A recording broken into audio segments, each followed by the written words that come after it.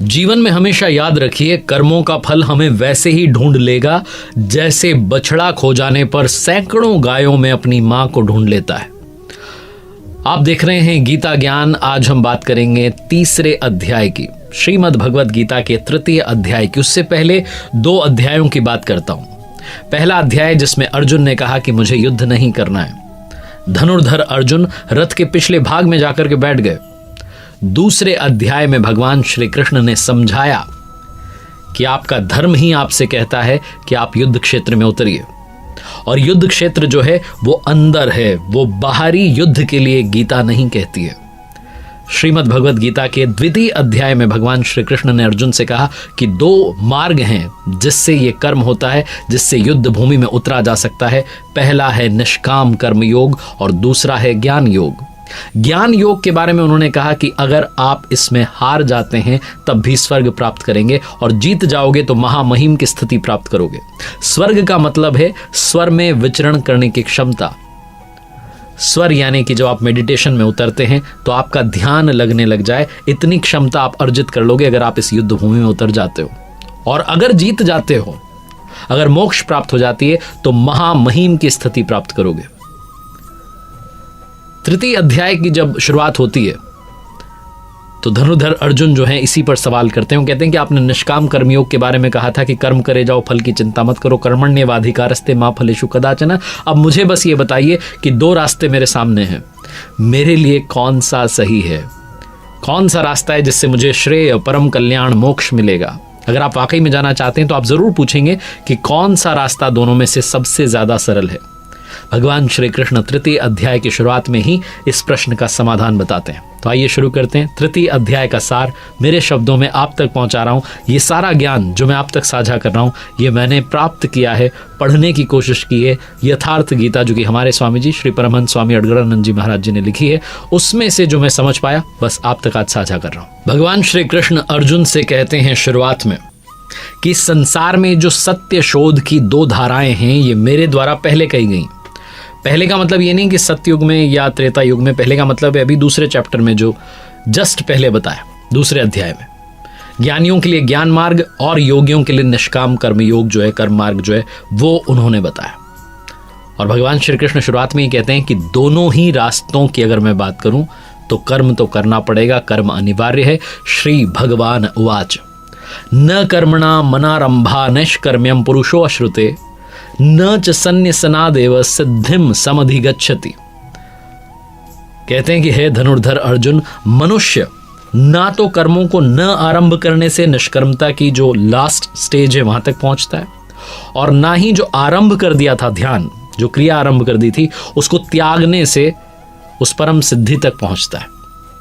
तो भगवान श्री कृष्ण कहते हैं कि अब तुझे ज्ञान मार्ग अच्छा लगे या निष्काम मार्ग, कर्म मार्ग अच्छा लगे, ज्ञान योग हो या निष्काम कर्म योग हो, दोनों ही माध्यमों में कर्म तो करना पड़ेगा। कुछ लोगों को लगता है कि हम तो कर्म ही नहीं कर रहे, हम तो निष्कर्मी हो गए। कुछ लोगों को लगता है कि हम तो ज्ञान योग के रास्ते पर चलते हैं, हमें तो सब मालूम है। तो चाहे ज्ञान योग हो या निष्काम कर्म योग हो, भगवान श्री कृष्ण क्लियर करते हैं कि कोई भी डाउट ना रह जाए, कोई भ्रांति ना रह जाए। ज्ञान मार्ग में भी आपको कर्म करना है और निष्काम कर्म मार्ग में भी आपको कर्म करना है। भगवान श्री कृष्ण कहते हैं कि अगर कोई ऐसा कहता है कि वो तो अहम ब्रह्मास्मि हो चुका है बिना कर्म करे ही, तो वो सिर्फ और सिर्फ दंभी है, अहंकारी है, वो झूठ बोल रहा है। आगे बढ़ते हुए आगे भगवान श्री कृष्ण कहते हैं श्री भगवान उवाच नहीं कश्चित क्षणमपि जातु तिष्ठत्य कर्मकृत कार्यते ह्यवशः कर्म सर्वः प्रकृति जैर्गुणे। यानी कि कोई भी पुरुष, कोई भी इस दुनिया में किसी भी समय में, किसी भी काल में क्षण मात्र भी कर्म के बिना नहीं रह सकता। कोई ना कोई कर्म हो रहा होगा। अगर आप सोते हैं तब भी आप स्वप्न देख रहे होते हैं, आपकी जो क्रियाएं हैं वो चल रही होती हैं, क्योंकि प्रकृति के जो गुण हैं उससे विवश होकर के पुरुष जो है वो कर्म करता है। पुरुष का मतलब यहां पर नर नारी दोनों से। प्रकृति जब तक है और प्रकृति से उत्पन्न गुण जब तक हैं, तब तक कोई भी पुरुष कर्म किए बिना रह नहीं सकता। वो जो गुण है उससे कर्म करवा लेते हैं। और भगवान श्री कृष्ण आगे बताएंगे कि यह त्रिगुणात्मक प्रकृति है, सतगुण, रजगुण और तम गुण यानी कि तामस। ये 3 गुण जो हैं इनसे ऊपर उठना है, यही वो अर्जुन को आगे निर्देश देंगे। बहुत सारे लोग श्रीमद् भगवद गीता के माध्यम से प्रैक्टिकल लाइफ की भी बात करना चाहते हैं। वो बताना चाहते हैं कि कर्म करना है, फल की चिंता नहीं करनी। बहुत सारे अलग अलग तरीकों से आपको समझाने की कोशिश करते हैं, लेकिन आध्यात्मिक दृष्टि से यथार्थ व्याख्या अगर आप पढ़ना चाहते हैं, जैसा मैंने बताया, परमहंस स्वामी श्री अड़गड़ानंद जी महाराज जी की यथार्थ गीता आप घर बैठे ऑर्डर कर सकते हैं www.यथार्थगीता.com से। और जो मैंने बार बार उसको पढ़ा है, आवृत्ति की है, उसी में से मैं जो सार समझ पाया आपको बता रहा हूँ। जब कर्म की बात आती है, कौन सा कर्म करना है, तो श्री भगवान उवाच नियतम कुरु कर्म त्वम जायो ह्या कर्मणः शरीर यात्रापि चतेन प्रसिद्ध येद कर्मणः। हे अर्जुन, तू निर्धारित किए हुए कर्म को कर। कर्म तो बहुत सारे हैं, लेकिन उनमें से कोई एक चुना हुआ है, उसी नियत कर्म को, जो सिलेक्टेड है, उसी को करना है। और कर्म ना करने की अपेक्षा कर्म करना श्रेष्ठ होता है। इसलिए क्योंकि अगर आपने शुरू कर दिया मेडिटेशन, ध्यान करना शुरू कर दिया, आराधना करना शुरू कर दी, तो थोड़ी भी अगर आप डिस्टेंस चल लेते हैं, उस रास्ते पर आप चल देते हैं, तो आप मंजिल तक अवश्य पहुंचेंगे। क्योंकि ये जो कर्म है, ये जन्म मरण का जो भय है, जिस चक्र में हम घूमते चले जा रहे हैं, एक जन्म लेते हैं, दूसरा जन्म लेते हैं, तीसरा जन्म लेते हैं, उससे हमें छुटकारा मिल जाएगा, आत्मा का परमात्मा से मिलन हो जाएगा। और कौन सा कर्म है उसे और आगे डिफाइन करेंगे, उससे पहले मैं आपको बताता हूं कि रामचरितमानस में गोस्वामी तुलसीदास जी ने भी कहा, कलयुग केवल नाम आधारा, सुमिर सुमिर नर उतरहि पारा। कलयुग में सिर्फ नाम ही आधार। अगर आप सिर्फ नाम जपना शुरू कर दें, तब भी आप उस विधि को, आराधना की विधि को, पूजा की विधि को, ध्यान की विधि को पकड़ चुके हैं। आगे श्री भगवान उवाच, कहते हैं भगवान श्री कृष्ण, यज्ञार्थात कर्मणो अन्यत्र लोको अयम कर्म बंधनः तदर्थम कर्म कौन्तेय मुक्त संगः समाचर। कहने का मतलब है कि अर्जुन, यज्ञ की प्रक्रिया ही कर्म है। वो हरकत कर्म है जिससे कि यज्ञ पूर्ण होता है। तो कर्म एक डिसाइड की हुई, एक सिलेक्टेड प्रोसेस है। इसके अलावा जो कुछ हो रहा है, क्या वो कर्म नहीं है? तो भगवान श्री कृष्ण स्वयं कहते हैं, अन्यत्र लोको अयम कर्म बंधन है। जो कुछ और हो रहा है दुनिया में, जो कुछ हो रहा है, दिन रात दुनिया जिसमें व्यस्त हो रखी है, वो इसी लोक का एक बंधन है, ना कि कर्म। क्योंकि कर्म तो मोक्ष से शुभात, यानी कि जो शुभ अशुभ संसार बंधन है, उससे छुटकारा दिलाने वाला है। इसीलिए भगवान श्री कृष्ण कहते हैं, अर्जुन, उस यज्ञ को पाने के लिए, उसको पूर्ण करने के लिए संग दोष से अलग रह करके बहुत अच्छे से आपको कर्म का आचरण करना है। और संग दोष से अलग हुए बिना ये कर्म होता नहीं है। अब ये समझ में आ गया कि यज्ञ की प्रक्रिया कर्म है, लेकिन सवाल ये कि यज्ञ क्या है, कैसे उसे करना है। इसके लिए पहले यज्ञ को नहीं बताते, बल्कि ये बताते हैं भगवान श्री कृष्ण कि यज्ञ आया कहाँ से और देता क्या है। श्री भगवान उवाच, सह यज्ञाः प्रजा सृष्ट्वा पुरोवाच प्रजापति अनेन प्रस्विष्य ध्वमेश वो अस्त्विष्ट कामधुक। इस श्लोक का अर्थ बड़े ध्यान से समझिएगा। भगवान श्री कृष्ण कहते हैं, प्रजापति ब्रह्मा ने कल्प के आदि में यज्ञ सहित प्रजा को रच करके कहा कि इस यज्ञ द्वारा वृद्धि को प्राप्त हो। ये जो यज्ञ है, तुम्हारी जो इष्ट कामधुक, जिसमें अनिष्ट ना हो, विनाश रहित इष्ट संबंधी जो कामना है, उसकी पूर्ति करेगा। प्रजापति ब्रह्मा ने यज्ञ सहित प्रजा को रचा। प्रजापति कौन है? जिसने प्रजा के मूल उद्गम परमात्मा में प्रवेश पा लिया है, वो महापुरुष प्रजापति है। कहते हैं कि जब तक आपसे वो भजन ना करवाया जाए, तब तक आप वो भजन नहीं कर सकते। बहुत सारे लोगों को लगता है कि हम ध्यान में बैठते हैं, लेकिन मन नहीं लगता है। जब आप किसी एक सद्गुरु के सानिध्य में चले जाते हैं और ध्यान में अपना मन लगाने लगते हैं, तब वो सद्गुरु स्वयं आपसे वो भजन करवाने लगते हैं। बस यही वो प्रजापति ब्रह्मा की यज्ञ सहित जो रचना है, जो यज्ञ सहित प्रजा को रचा है, बस यही है वो। जिसने प्रजा के मूल उद्गम परमात्मा में प्रवेश पा लिया, वो महापुरुष प्रजापति है। उसकी बुद्धि ब्रह्मा है, उस पुरुष की वाणी में परमात्मा ही बोलता है। भजन की जो असली क्रिया है, जब वो शुरू हो जाती है, तो बुद्धि जो है उसका उत्थान होने लगता है, वो डेवलप होने लगती है। शुरू में वो ब्रह्म विद्या से संयुक्त होती है, इसलिए वो ब्रह्मविद कही जाती है। विकार जो है, जो बुराइयां, वो और कम हो जाती हैं, तो फिर वो ब्रह्म विदुर कही जाती है। फिर थोड़ी थोड़ी और जब वो आगे बढ़ने लगती है, डेवलप होने लगती है, तो ब्रह्म विद्वरियान कहलाती है। ये वो अवस्था होती है जिसमें जो महापुरुष है, जो संत हैं, वो दूसरों को भी उस रास्ते पर लाने का अधिकार प्राप्त कर लेते हैं। और जब बुद्धि की पराकाष्ठा आ जाती है, जो लास्ट स्टेज है, वो ब्रह्म विद्वरिष्ठ कहलाती है, यानी कि ब्रह्मविद की वो स्टेज जिसमें इष्ट प्रवाहित है। ऐसी जो स्थिति वाले महापुरुष हैं वो ध्यान में प्रवेश करवाने का अधिकार रखते हैं। इसीलिए वो कहते हैं कि यज्ञ सहित प्रजा की रचना जो है वो प्रजापति ब्रह्मा ने की। वो संस्कार मिलते हैं जब आप ऐसे सदगुरु के सानिध्य में जाते हैं कि आपका मन ध्यान में लगने लगता है, आप वाकई में उस रास्ते पर चलने लगते हैं जो परमात्मा को पाने का रास्ता है। आगे बढ़ते हैं और भगवान श्री कृष्ण आगे कहते हैं श्रीमद् भगवद गीता के 3 अध्याय में कि इस यज्ञ से देवताओं की उन्नति करो, देवी संपद की उन्नति करो, यानी कि जो पुण्य है उसे कमाना शुरू करो, जो अच्छे विचार हैं उन्हें अपने मस्तिष्क में लाना शुरू करो, जो बुरे विकार हैं उन्हें हटाना शुरू करो। आगे भगवान श्री कृष्ण कहते हैं, श्री भगवान उवाच यज्ञ शिष्टाशिनः संतो मुच्यन्ते सर्व किल्बिषेः भुंजते ते त्वघम पापा ये पंचत्यात्म कारणात्। यज्ञ जब पूर्ण होता है, जो उससे अन्न बचता है, उसको खाने वाले जितने संत जन हैं, जितने अच्छे लोग उस रास्ते पर चले, सारे के सारे पापों से मुक्त हो जाते हैं, मोक्ष को प्राप्त करते हैं। जब आप इतने सारे पुण्य इकट्ठा करते हैं, यज्ञ आपका पूर्ण होने लगता है, फिर जो अन्न बचता है वही समय है, वही प्राप्ति काल है, वही पूर्ति काल है।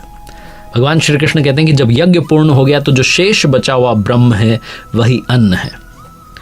और संपूर्ण प्राणी जो है वो अन्न से उत्पन्न होते हैं। अन्नम ब्रह्मेति व्यजानात, अन्न परमात्मा ही है। परमात्मा को प्राप्त कर लेते हैं जब आप यज्ञ को पूर्ण कर लेते हैं, जब आप यज्ञ की प्राप्ति कर लेते हैं। और यज्ञ की प्रक्रिया ही कर्म है। वो जो प्रोसेस है उसको और आगे डिफाइन करेंगे, क्योंकि अभी हम मात्र 3 अध्याय में पहुंचे हैं, अभी 15 अध्याय और बाकी हैं। अगर आप जीवन में अध्यात्म समझना चाहते हैं, अगर आप परमात्मा तक की दूरी, वो डिस्टेंस तय करना चाहते हैं, तो आपको श्रीमद् भगवद गीता को बहुत अच्छे से पढ़ना चाहिए, समझना चाहिए। 3 अध्याय के दूसरे भाग की तरफ बढ़ते हैं। श्री भगवान दूसरे भाग में 3 अध्याय के बात करते हैं उन महापुरुषों की जो परम सिद्धि को प्राप्त कर चुके हैं, जो मोक्ष प्राप्त कर चुके हैं। भगवान श्री कृष्ण कहते हैं कि श्रेष्ठ पुरुष जो भी आचरण करते हैं, बाकी पुरुष भी उसके अनुसार करते हैं। उनको लगता है कि ये तो ऐसा करते हैं, हम भी ऐसा ही करेंगे। पूरी दुनिया उसको फॉलो करने लगती है। तो भगवान श्री कृष्ण कहते हैं, श्री भगवान उवाच न मे पार्थास्ति कर्तव्यम त्रिषु लोकेषु किंचन नान वाप्तम वाप्तव्यम वर्त एव च कर्मणि। हे पार्थ, मुझे तीनों लोकों में कोई कर्तव्य नहीं है। वो कहते हैं कि वो जो महापुरुष जो परम सिद्धि को प्राप्त कर चुका है, उसे कोई कर्तव्य शेष नहीं रहता और कोई भी ऐसी वस्तु नहीं रहती जो अप्राप्त रह जाती है। लेकिन तब भी मैं कर्म में भली प्रकार बरतता हूं। कहते हैं कि तब भी मैं कर्म करता हूं, आराधना करता हूं। भगवान श्री कृष्ण कहते हैं, श्री भगवान उवाच यदि हाहम न वर्तेयम जातु कर्मण्य तंद्रितः मम वर्तमान वर्तन्ते मनुष्यः पार्थ सर्वशः। वो कहते हैं कि अगर मैं सावधान होकर के कर्म में न बरतूं तो मनुष्य जो है मुझे फॉलो करेगा, मेरे बर्ताव के अनुसार बरतने लगेगा, वैसे ही काम करने लगेगा। तो भगवान श्री कृष्ण कहते हैं कि क्या मेरा अनुकरण बुरा है? वो कहते हैं हाँ।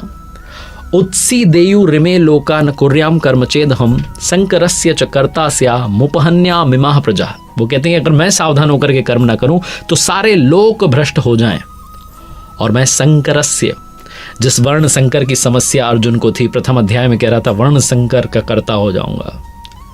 भगवान श्री कृष्ण कहते हैं कि अगर मैं उस रास्ते पर ना चलूं, मेरे लिए तो कुछ भी शेष नहीं है, मैंने तो प्राप्त कर लिया, लेकिन तब भी अगर मैं कर्म ना करूं, बाकी लोग मुझे फॉलो करने लगेंगे, मेरा अनुसरण करने लगेंगे, और तब मैं संकरस्य, वर्ण संकर का करने वाला होऊंगा, इस प्रजा का हनन करने वाला, मारने वाला होऊंगा।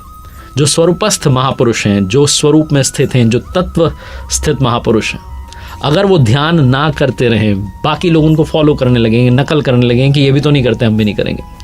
और ऐसे में वो जो महापुरुष हैं वो बाकी लोगों को भी रास्ते से भटका देंगे, वर्ण संकर का कर्ता बन जाएंगे। इसीलिए भगवान श्री कृष्ण कहते हैं कि जिसने भी प्राप्त कर लिया उसे भी कर्म करना आवश्यक है, ताकि पीछे वाले रास्ता ना भटके। भगवान श्री कृष्ण कहते हैं कि शुरुआत से आखिरी तक जो कर्म हैं वो प्रकृति के गुणों के अंतर्गत हो रहे हैं। और ऐसा किसने देखा? तो कहते हैं श्री भगवान उवाच तत्ववित्तु महाबाहो गुण कर्म विभागयो गुणा गुणेषु वर्तन्त इति मत्वा न सज्जते।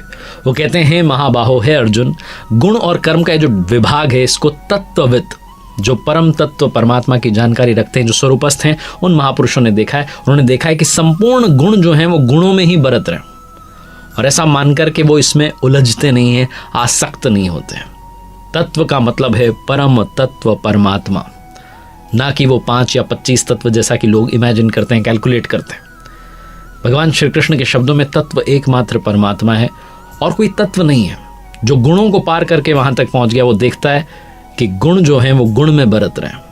अगर तामसी गुण है तो आलस्य होगा, नींद आएगी, कर्म में प्रवृत्त होने का स्वभाव नहीं होगा, मन ही नहीं करेगा कि ध्यान करना है, सोचना ही नहीं उस बारे में। अगर राजसी गुण होगा तो ध्यान से पीछे ना हटने का स्वभाव आएगा, स्वामी भाव से कि यही परमात्मा, इन्हीं की सेवा करनी है, कर्म होने लगेगा। और अगर सात्विक गुण आ गया तो फिर जो है वो ध्यान समाधि, वो अनुभव होने लगेगा, आपको चिंतन आप करने लगेंगे, नॉन स्टॉप मेडिटेशन होने लगेगा। भगवान श्री कृष्ण कहते हैं कि गुण अपना काम करा लेते हैं, गुण गुणों में बरतते रहते हैं। ऐसा समझ करके वो जो स्वरूपस्थ महापुरुष है, वो जो दृष्टा है, वो कर्म में आसक्त नहीं होता है। किंतु जिन्होंने इन गुणों को पार नहीं किया, जो इन त्रिगुणों में उलझे हुए हैं, उन्हें लगातार कर्म में आसक्त रहना है, लगातार भक्ति करते रहनी है।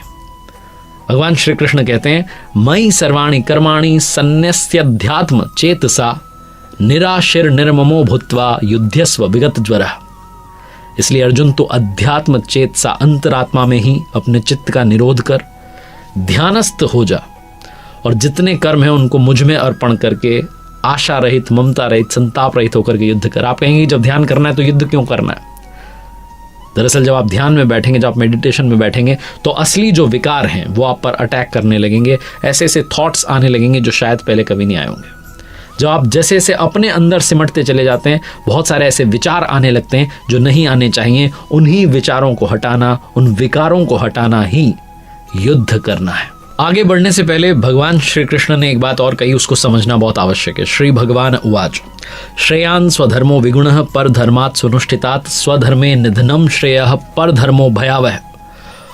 वो कहते हैं कि अगर आप किसी की नकल कर रहे हैं, अगर आप किसी दूसरे धर्म को कॉपी कर रहे हैं, आपको लग रहा है कि वो अच्छा साधक है, वो इस तरीके से कर रहा है, हम भी उसी तरीके से करते हैं, तो उससे बेहतर है कि निधन हो जाए।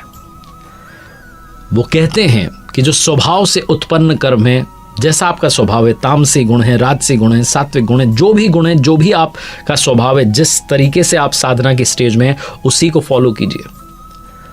लोग धर्म से मतलब निकाल लेते हैं अलग अलग जातियों से, लेकिन चतुर्थ अध्याय में भगवान श्री कृष्ण इसको स्पष्ट करेंगे। आप बहुत ध्यान से उसको समझिएगा।